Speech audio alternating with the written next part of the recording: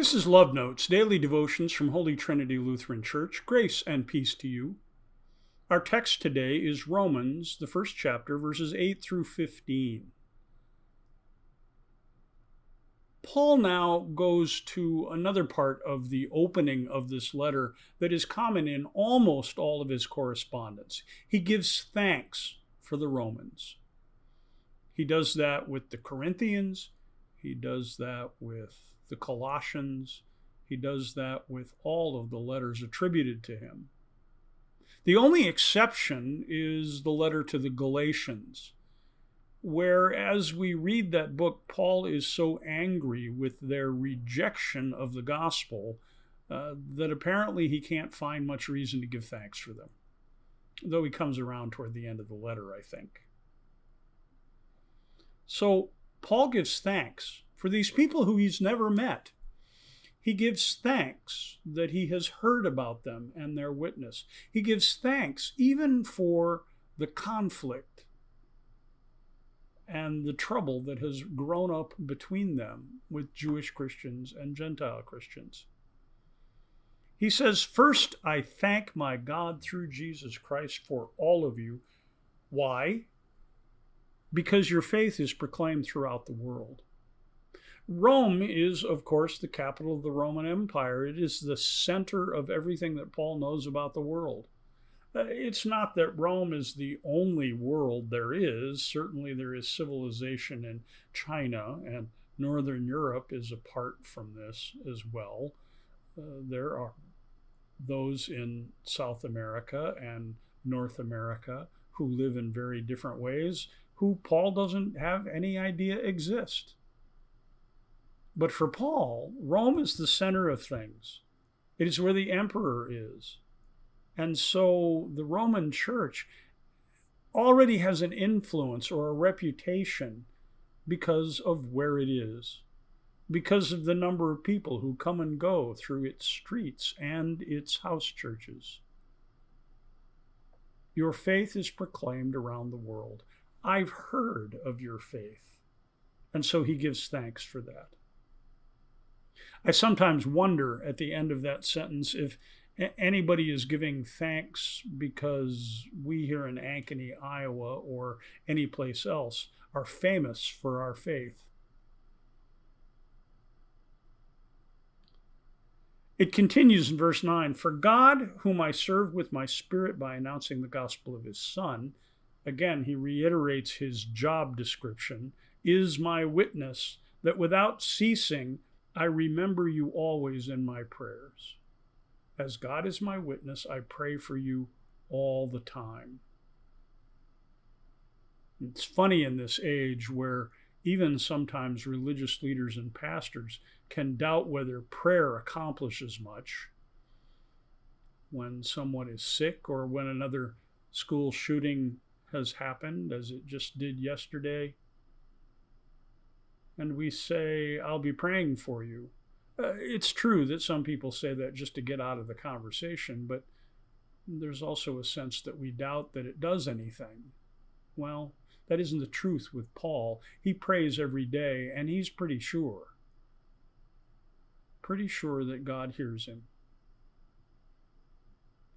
What does he pray for? He asks that by God's will, he may somehow at last succeed in coming to you. Paul's been trying to get to Rome for a long time, and there have been many obstacles put in his way. He's been put on trial. He's been shipwrecked. He's had all sorts of things happen. And he still hasn't made it to Rome, but he prays that he might get there.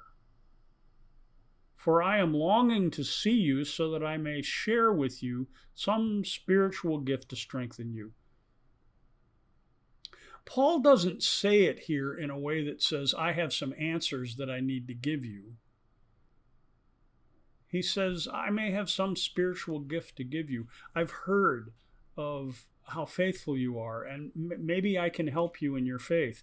He goes on in verse 12, "Or rather, so that we may be mutually encouraged by each other's faith, both yours and mine." He wants a relationship of faithfulness with the Roman people because he's heard of their faith. Paul wants to be with people of faith wherever they may be.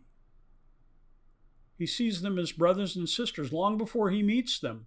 And I wonder if we do the same thing or not.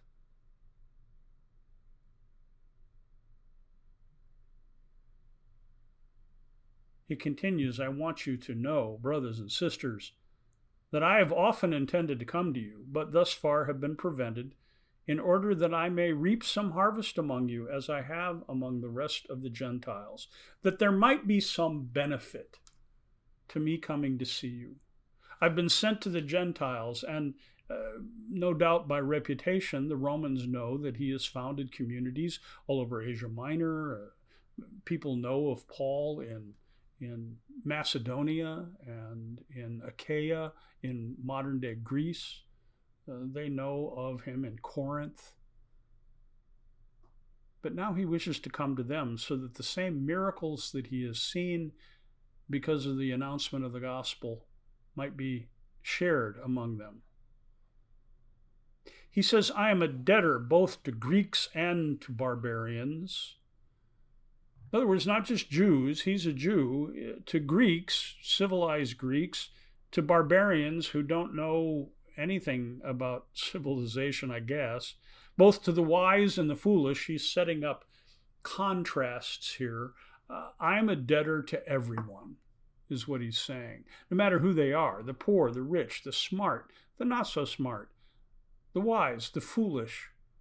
I am a debtor to them, because Christ works in all of them.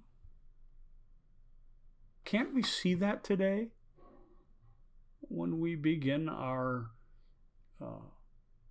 denouncements of people who we don't like, or people who are included that we don't think should be? Don't we see that in everyone God can bless us? So, for all those reasons, because I seek the blessing and I want to see once again God work through all people, this is where my eagerness to proclaim the gospel to you also in Rome comes from. This is a reiteration of his belief that God is the God of all, and that he has been sent to give good news, gospel, because the gospel makes good things happen. Do we believe that?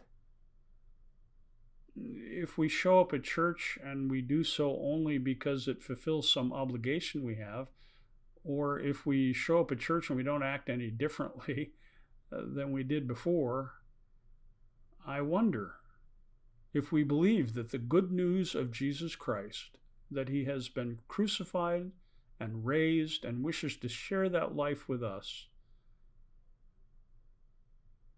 makes good things happen in our lives. Are we expecting that when we gather as the people of God? Are we, like Paul, expecting that when we engage each other in faith, that marvelous things happen?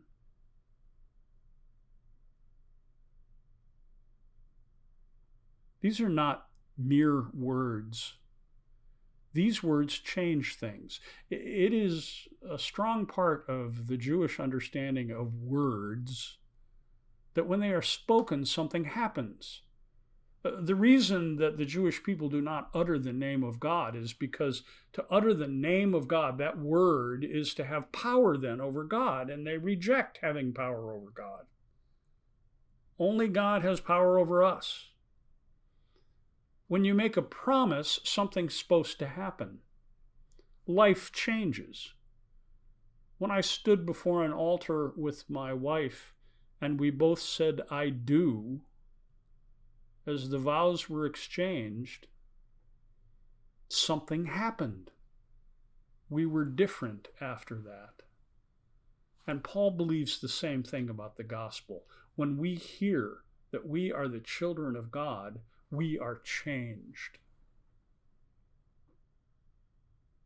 Paul wishes to witness that over and over and over again, and he wants to see it in Rome.